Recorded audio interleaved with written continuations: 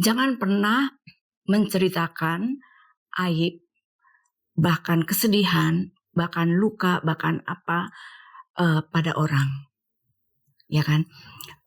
Itu ibarat seperti kamu, sorry to say ya, ibarat seperti kamu buka celana di depan umum.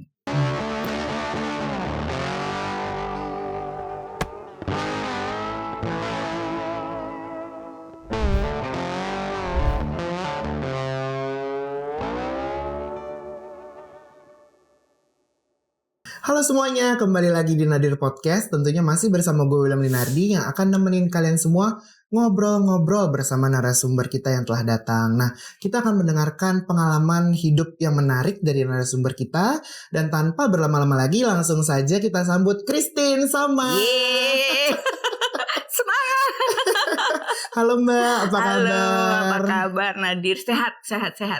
Sekarang udah lepas masker ya, meskipun tadi masih dikalungin. Mudah-mudahan terus hilang virusnya.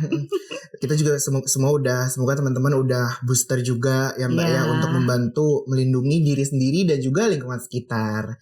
Nah Mbak, boleh silakan perkenalkan diri terlebih dahulu. Oke, kenalnya kayak anak SMA itu ya, nama saya. Makanan favorit, minuman favorit gitu Hobi, mungkin Mbak. Kata mutiara ya, oke. Aku biasa dipanggil Christine ya, nama populernya Christine sama. Nama ya. Sama itu nama keluarga. Jadi saya 20 tahun lebih ya jadi jurnalis. Kemudian 5 tahun terakhir saya fokus menjadi penulis buku. Terus selama pandemi 2-3 tahun terakhir ya, berarti saya bersama teman-teman menginisiasi Writing for Happiness. Menulis untuk lebih bahagia, menulis untuk kesehatan mental sih sebetulnya, tapi sepertinya orang lebih suka kalau writing for happiness daripada menulis untuk kesehatan mental. Nah itu 3 tahun terakhir karena waktu itu memang kita shock gitu lah, nggak boleh keluar. Terkungkung ya Mbak ya. Katanya cuma 7 hari. Ternyata 7 hari plus 7 hari plus 7 hari dan seterusnya sampai bingung. Rumah juga bingung. Ini kok orang pada gak pergi-pergi gitu kan. Dan trennya mungkin juga sempat tanaman semua. Iya, itu tanaman kok udah dipegang-pegang lagi gitu.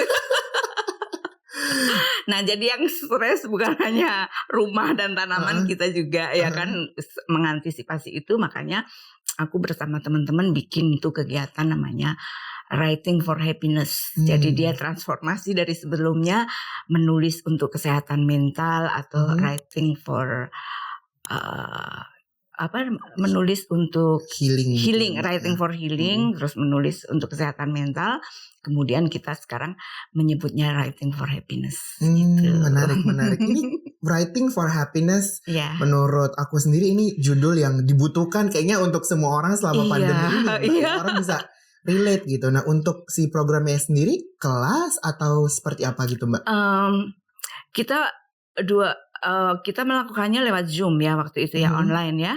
Online, jadi lebih fleksibel dan bisa dilakukan kapan aja. Nah, waktu itu sistemnya memang aku bikin bersama teman-teman, bikin video gimana petunjuknya, apa yang harus dilakukan dan seterusnya gitu ya, untuk ada tahapan-tahapan yang dilalui. Mereka boleh melakukannya sendiri kapan aja, ada waktu. Kemudian nanti seminggu sekali kita kumpul untuk mendiskusikan. Yang mau sharing boleh sharing, yang nggak pengen sharing karena mungkin ada sesuatu yang sensitif informasinya, ya nggak apa-apa. Tapi kita biasanya mereka kasih feedback apa sih perubahan yang dilakukan setelah melakukan tahap-tahap yang kita pandu gitu. Oke. Berarti writing for happiness tentunya kita mencurahkan segala sesuatunya dalam bentuk tulisan gitu ya Mbak ya. Nah aku juga sempat beberapa kali dengar menulis atau journaling atau ya apapun cerita yang kita tulis gitu. Itu ada sisi dalam tanda kutip ada bisa sembuh loh, bukan bisa sembuh sih, ada mungkin Mbak Christine bisa jelasin nggak Mbak, ada sisi kayak obatnya gitu, ini sebagai obat gitu. Iya. Nah, apa namanya? Ada pengalaman empiris saya, kemudian ada juga bacaan yang memperkuat dari pengalaman empiris itu. Nah itu apa namanya? Aku pakai buku-buku yang ditulis James Binmaker, dia psikolog dari Amerika, yang dia menulis expressive writing, bagaimana kita bisa menulis ekspresif untuk apa namanya menyembuhkan. Dan itu bukan hanya, ternyata setelah banyak literatur aku baca gitu, ternyata itu nggak cuma untuk apa namanya iseng-iseng generasi gitu. Strawberry gitu. Supaya healing itu bukan sekedar itu, tapi ternyata banyak juga orang yang sembuh dari apa namanya trauma, depresi, bahkan kesehatan fisik. Itu bisa disembuhkan. Ada buku-buku yang memberi kesaksian bahwa seseorang yang sesudah bertahun-tahun bergelut dengan kanker misalnya ya, kemudian menyerah gitu ya, terus dia mencoba menulis, dan ternyata dari proses itu dia bisa sembuh. Sembuh dalam arti menjadi lebih baik ya. Kalau sembuh itu kan kedokteran yang akan memutuskan gitu kan. Tapi apa namanya, dia menjadi lebih baik. Artinya misalnya sebelumnya divonis kamu cuma tinggal 3 bulan, 6 bulan atau berapa bulan gitu ya. Kemudian ternyata bisa bertahun-tahun dia bertahan hidup dengan bahagia tanpa kesakitan setelah melakukan treatment menulis gitu. Itu banyak juga bukunya yang memberikan kesaksian itu. Dan memang sakit fisik kita itu kan sumbernya dari sini juga kan, dari hati, dari pikiran gitu. Jadi kalau kita berpikir positif, tetap bahagia gitu, itu juga fisik kita mengikuti gitu. Mungkin ini ya Mbak, hati yang gembira adalah obat yang manjur. Yes, betul banget. Itu juga bisa mungkin sedikit menggambarkan healingnya dari proses menulis ini gitu. Disadari atau tidak ya, kalau kita bergembira itu rasa sakit itu juga, ini orang kok happy banget sih, nggak mau sama dia, kayaknya nggak mau ini ya, penyakitnya nggak mau mendekat gitu. Mungkin begitu. Oke. Untuk si programnya sendiri sejauh ini udah berapa lama? Sorry Mbak.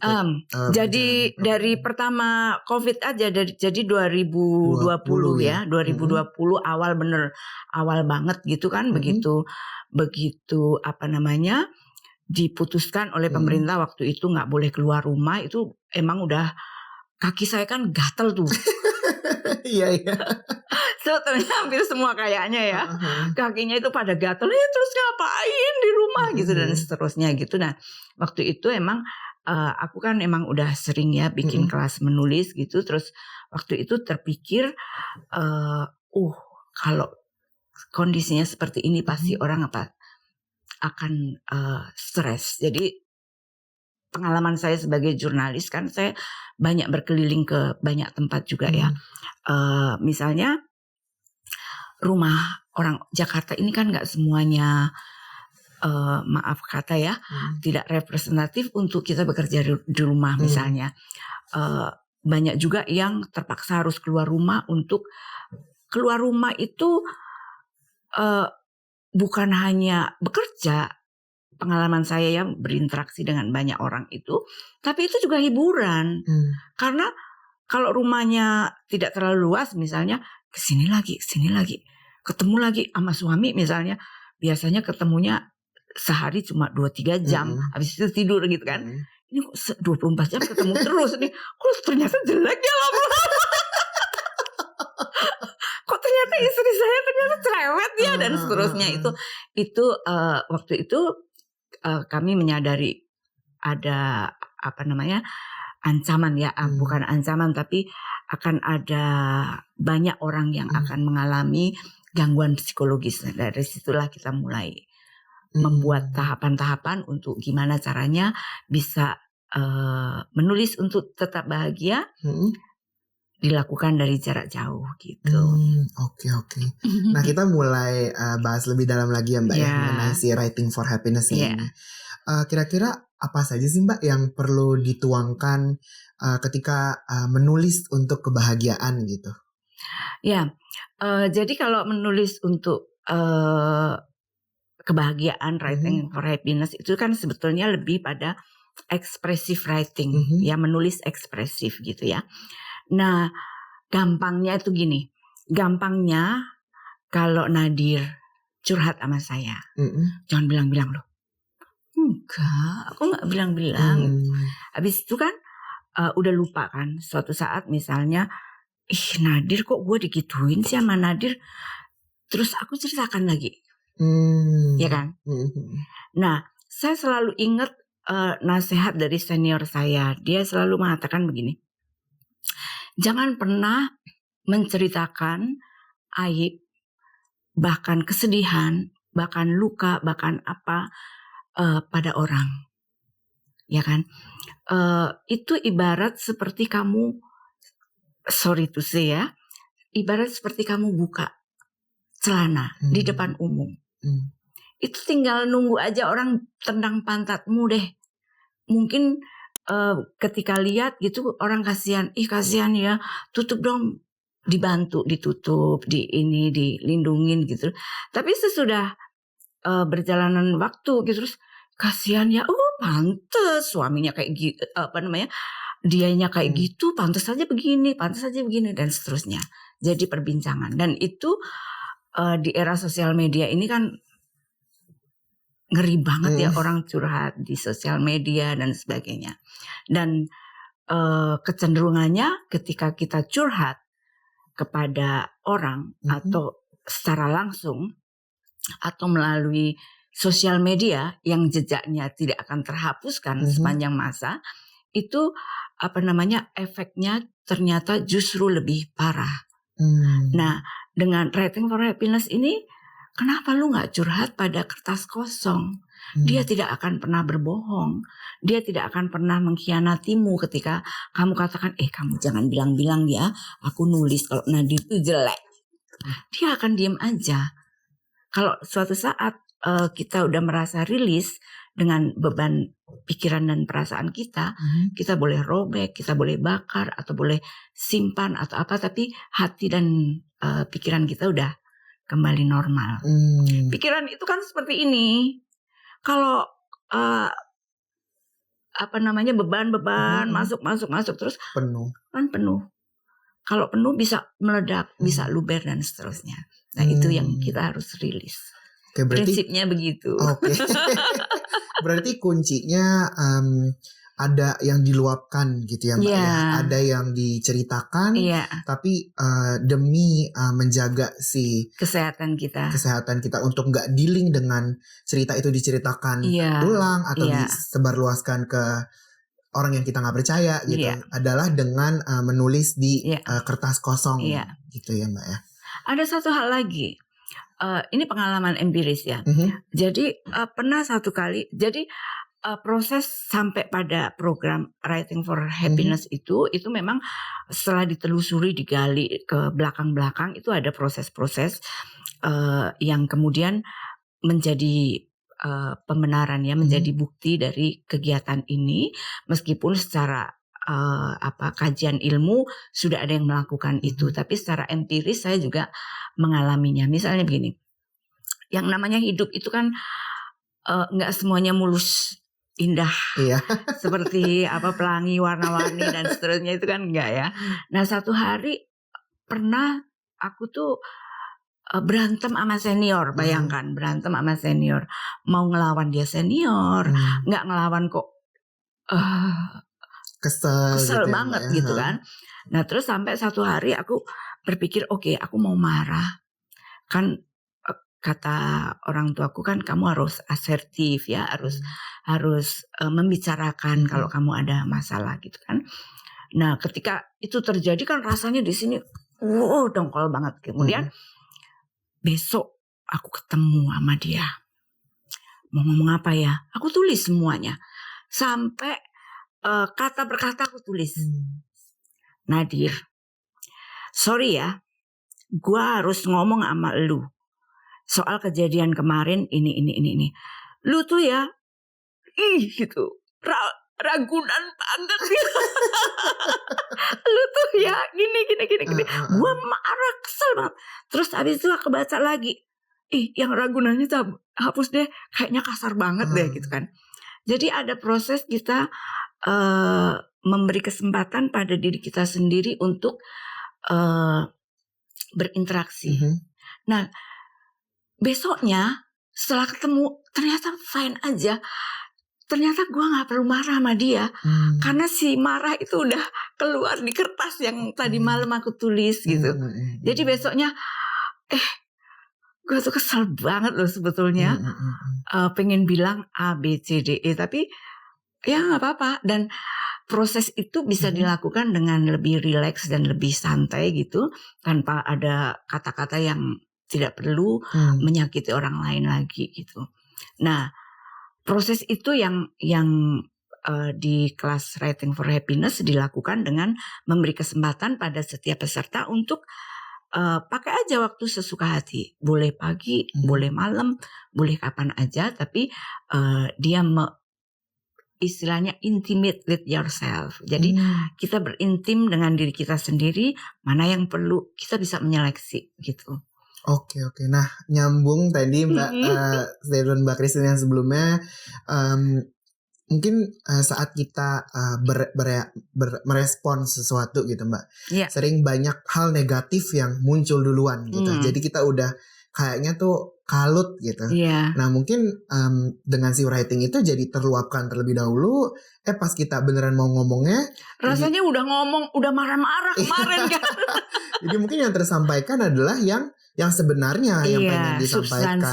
Iya, dan lebih baik ya Mbak ya caranya gitu. Jadi emosi itu nggak diluapkan ke orang, jadi diluapkan aja sendiri terserah. Tapi di saat akan menyampaikannya, kayaknya ini kasar banget gitu. Ada proses editing lah gitu terhadap diri sendiri gitu. Oke. Nah, tentunya saat menulis itu Mbak akan ada banyak emosi dan perasaan yang dirasakan gitu, yang menggebu-gebu membara gitu. Nah, mungkin juga ada yang traumatis pengalamannya, ada juga yang sedih banget gitu. Nah, pasti kan perasaan-perasaan itu muncul gitu Mbak. Apa better dituangkan aja atau seperti apa sih Mbak saat perasaan itu muncul saat kita proses nulisnya gitu? Jadi ada dua macam ya. Ada Writing for Happiness yang ditujukan untuk yang memang punya trauma yang sangat dalam. Misalnya KDRT, misalnya korban pemerkosaan, atau kasus-kasus yang cukup berat ya. Nah, itu harus ada pendampingan. Karena pernah ada juga di kelas kita itu yang kemudian ketika sendiri dia teriak histeris. Kita semua yang waktu itu masih di online kan, jangan apa yang harus kita lakukan? Terus akhirnya kita semuanya tenang, coba kamu ini dulu, kita pandu jarak jauh apa yang harus dilakukan. Karena ketika dia rilis dengan jujur apa yang dipikirkan dan dirasakan itu memang seperti gitu ya, keluar gitu ya, kayak botol yang udah penuh terus lepas gitu kan, emang dia meledak dan dia menangis dan dia ini, dan akhirnya kalau kamu mau menceritakan, kita semua berjanji akan merahasiakan apapun yang kalian ceritakan, dan sesudah rilis kita akan melupakan. Artinya kita berjanji masing-masing kalau di antara teman-teman yang ikut itu tidak punya kemampuan untuk menahan, tidak menceritakan pada orang, silakan leave gitu ya. Jadi benar-benar yang ada di di grup itu pada saat itu hanya orang-orang yang punya komitmen untuk menjaga kerahasiaan orang. Memang kita ada psikolog juga yang mendampingi di setiap kelas gitu. Nah kemudian ketika dia menceritakan, dia menangis, histeris dan seterusnya, minggu berikutnya dia jauh lebih baik. Nah memang kelemahannya kalau kita online gitu, kita nggak bisa mengontrol kalau memang lukanya terlalu dalam, karena itu kan memang harus ada tahapan-tahapan berikutnya gitu. Tapi pernah ada, bukan hanya pernah, sering dan banyak kejadian yang peserta itu kemudian menangis histeris karena teringat apa yang dialami. Ya. Tapi sesudah itu minggu berikutnya menjadi lebih baik gitu. Dan kita juga memberi kesempatan kalau misalnya nggak kuat, jangan dipaksa, tulis aja yang ringan dulu, kemudian baru menyentuh pada yang sangat menyakitkan gitu. Oke. Tadi Mbak Christine sempat bilang ada terbagi ke penulisan yang lebih traumatis. Ya, nah itu tadi yang traumatis ya. Kalau yang tidak traumatis itu lebih memaintain kan, lebih memaintain kebahagiaan kita. Nah itu yang kalau masih memungkinkan kan setiap hari ketemu apa kita tulis. Nah itu yang untuk memaintain ya, istilah yang kamu sebut tadi sebagai journaling ya. Journaling, jadi apapun yang kita alami yang menyakitkan atau apa gitu, kita tuliskan aja. Cari waktu yang paling pas, 5 menit, 10 menit. Kalau yang muslim barangkali habis sholat subuh, kemudian dia menulis, atau malam sebelum tidur. Ada peserta tim kami yang sejak suaminya meninggal, bahkan berapa puluh tahun yang lalu, dia tetap menulis dan dia tetap happy dan dia tetap merasa terkoneksi dengan suaminya karena setiap hari dia cerita, hari ini aku kesasar jalan tolnya nggak tahu dan seterusnya. Nah setelah kita bahas bersama-sama, itu ternyata kita seperti menulis manual book untuk diri kita sendiri. Artinya apa yang kita alami saat ini, kesulitan apa, masalah apa gitu, kalau kita tulis, suatu saat tuh bisa menjadi panduan lagi. Oh ternyata gue kalau lagi begini, ketemu orang yang seperti ini, waktu itu gue selesai dengan cara begini. Gitu. Oke. Jadi bener kata Mbak Christine ya, jadi panduan untuk manual book ya untuk diri sendiri ya. Kayak gue pernah nih ngalamin kasus kayak gini, waktu itu sih gue kayak gini dan berhasil gitu. Mungkin bisa dicoba lagi ke orang yang berbeda dengan kasus yang sama gitu. Ingatan kita kan pendek kan. Iya. Lu sedih banget sih, kenapa gue begini-gini. Lu kan dulu udah pernah. Ya kan, kadang-kadang orang lain yang mengingatkan. Tapi kalau beruntung kita punya sahabat yang baik yang mengingatkan ya. Kalau enggak kan kita bisa buka lagi suatu saat. Oh iya pernah kejadian seperti ini gitu. Iya. Nah Mbak, sejauh ini berarti kan kurang lebih ya sekitaran 1,5 tahun 2 tahun program ini berjalan ya Mbak ya. Kasus real gitu Mbak, yang teman-teman yang sudah join yang merasa ada perbaikan dalam dirinya, seperti apa sih Mbak?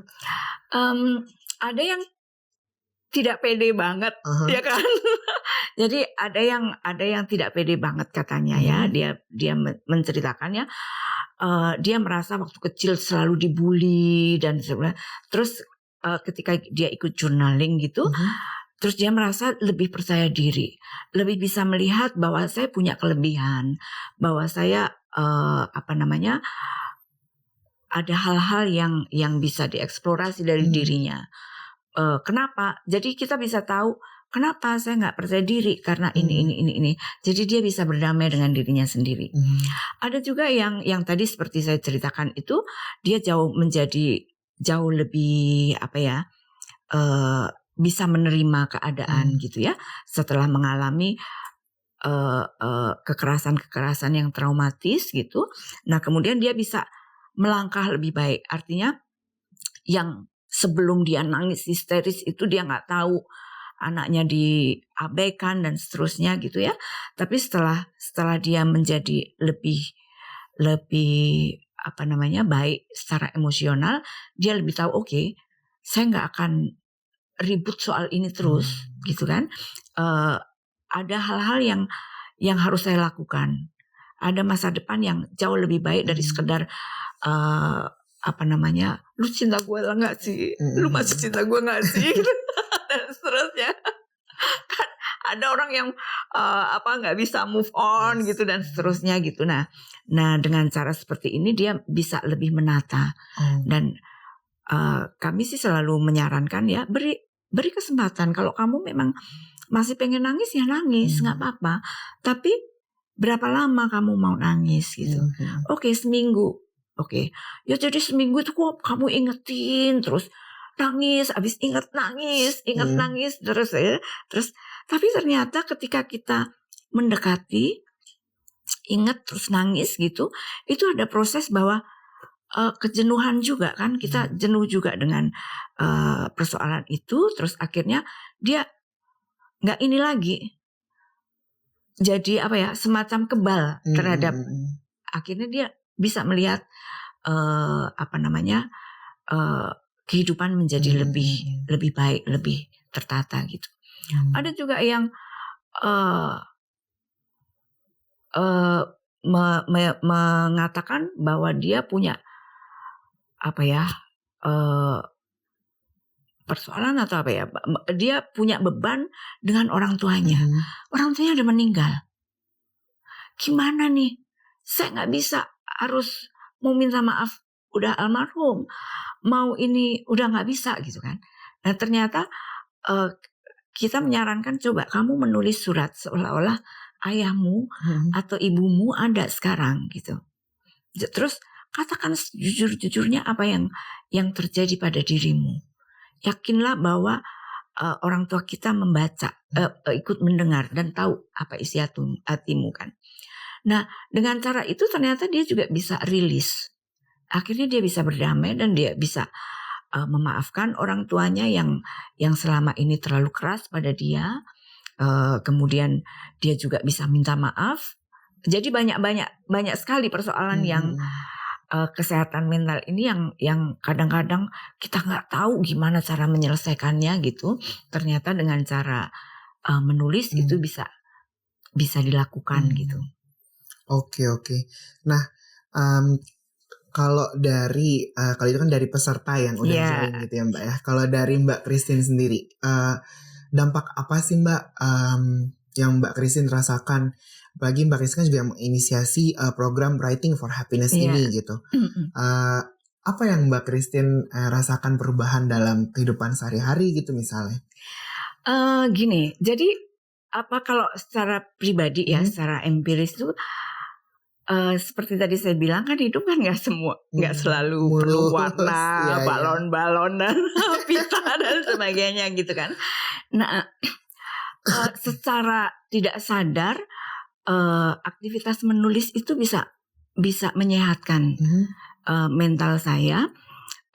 Baik itu karena ketika menulis kan saya pasti membaca apa aja, baca cerita fiksi maupun non fiksi gitu ya. Bahkan cerita fiksi itu bisa membuat kita lebih bersyukur karena ternyata kisah-kisah di novel, di cerpen dan sebagainya itu nggak semuanya cerita tentang kebahagiaan orang yang hidup happy ending terus gitu kan. Jadi kita bisa menjadi lebih bersyukur gitu ya, membaca, menulis gitu. Nah menyadari bahwa menulis itu bisa membuat kesehatan mental saya jadi lebih baik itu justru ketika keluarga saya pernah mengatakan gitu, kok lu nggak gila sih ngadepin persoalan begitu beratnya gitu kan. Keluarga saya pernah, ada kakak saya pernah mengatakan seperti itu. Terus saya pikir ya juga ya, rasanya yang saya hadapi itu berat banget gitu kan. Tapi kok bisa ya. Nah dari refleksi itu ternyata saya menemukan bahwa ketika saya menulis saya itu menjadi diri saya sendiri. Itu loh. Jadi barangkali rasa diabaikan, kemudian perasaan tidak dihargai dan sebagainya itu seperti hilang ketika kita sedang menulis. Kita lebih fokus pada apa yang kita tulis dan kita bisa menentukan sendiri. Kebetulan saya bukan penulis fiksi ya, saya penulis non-fiksi, tapi saya juga menulis fiksi dari pengalaman hidup saya sendiri gitu. Meskipun belum ada yang saya publikasikan sampai sekarang. Tapi rasanya itulah pengalaman saya yang mendasari kenapa saya begitu yakin bahwa Writing for Happiness ini sangat membantu untuk kita kesehatan mental gitu. Gitu. Jadi kita begitu fokus pada satu hal, pemikiran atau perasaan kita gitu, kemudian kita bisa menjadi diri kita sendiri, menerima apa kekurangan kita gitu, itu kita menjadi lebih baik gitu. Oke, tadi Mbak Christine juga udah sempat cerita mengenai dampak ya Mbak yang dirasakan sama teman-teman peserta juga diri sendiri. Apa yang dirasakan sama Mbak Christine sendiri gitu. Nah, mungkin kalau teman-teman di sana yang mau join gitu Mbak, tertarik sama program ini bisa kontak kemana gitu Mbak, atau mencari info di mana gitu? Jadi sejak pandemi emang kemudian kita yuk kita gimana ya caranya. Nah terus kita bikin yayasan namanya Yayasan Cerita Ibu. Ada websitenya meskipun belum terlalu update ya. Tapi di situ bisa komunikasi, bisa lewat email saya juga nanti biasanya seminggu sekali kita sharing gitu. Biasanya apa aja bisa kita sharingkan supaya sebetulnya di kelas yang rutin kalau bukan peserta baru ya, itu lebih pada kita tidak merasa sendiri. Artinya kalau mungkin banyak juga yang udah biasa melakukan journaling ya. Tapi kan dia sendiri. Tapi begitu, yuk setiap hari Jumat jam 7 malam kita journaling gitu. Jadi kadang-kadang kita online 20 orang tapi diem. Karena masing-masing menulis gitu kan. Nulis cerita. Jadi ada semacam kita merasakan kebersamaan dalam kesendirian gitu ya. Jadi sendiri, masing-masing menulis sendiri, tapi bersama-sama. Jadi ada saatnya terus aku mau sharing nih gitu. Tiba-tiba ada yang mau sharing terus kita dengerin, terus yang lain sharing dan seterusnya gitu. Nah jadi konsistensi itu yang sebetulnya membuat kita lebih kuat untuk melakukan journaling bersama-sama gitu. Oke, nah teman-teman bisa cek langsung ke Yayasan Cerita Ibu. Websitenya ceritaibu.top. TOP. Oke. Nah nanti teman-teman mungkin bisa langsung kontak via email juga Mbak Christine kalau tertarik ingin ikut program Writing for Happiness ini gitu ya Mbak ya. Nah Mbak Christine untuk yang terakhir nih Mbak, ada nggak sih pesan-pesan yang mungkin ingin Mbak Christine sampaikan ke teman-teman Nadir Podcast? Silakan Mbak. Oke, jadi kalau pesanku tuh ya, terutama nih untuk generasi anakku ya, anakku kan 27 dan adik-adiknya gitu kan, itu kan tantangannya jauh lebih berat sekarang ini ya kan. Kalau persaingan, kemudian begitu banyaknya informasi berseliweran di sosial media itu, harus membiasakan untuk intimate with yourself. Intim dengan diri kita sendiri. Dengan cara itu kita akan tahu kelebihan dan kekurangan kita. Artinya pada batas mana kita harus ikut nih sosial media. Pada batas mana kita tidak perlu mengikuti itu. Karena kan tantangan yang terberat kita sekarang ini kan tiba-tiba kok ada orang yang kaya sekali dan seterusnya. Nah sampai batas mana kita bisa tahu kelebihan dan kekurangan kita Nah itu yang harus dilakukan, dan melalui menulis itu efektif banget. Mujarab banget deh, top banget. Oke, thank you banget Mbak Christine udah Curhatnya jangan di sosial media, tapi di kertas. Oke. Thank you banget sekali lagi Mbak Christine udah hadir di Nadir Podcast, udah memberikan insight baru buat teman-teman pendengar juga yang tertarik, nanti bisa langsung ya Mbak Boleh. Mbak Christine. Dan juga ini ada sedikit hadiah Mbak dari Nadir Podcast untuk Mbak Christine. Thank you banget. Enjoy ya Mbak. Obrolin. Nah ini bener nih, obrolin aja. Ya kan, kalau ada masalah obrolin aja ya. Gitu. Cuma sekali-sekali obrolinnya sama kertas aja. Oke. Nah teman-teman, thank you banget sudah nonton episode kali ini. Dan supaya gak ketinggalan episode baru tiap minggunya, nyalain tombol notifikasinya, di subscribe. Dan teman-teman kalau ada input boleh banget kontak kita via Instagram. Boleh juga langsung komen di kolom komen di bawah ini. Nah see you at next episode. Bye-bye.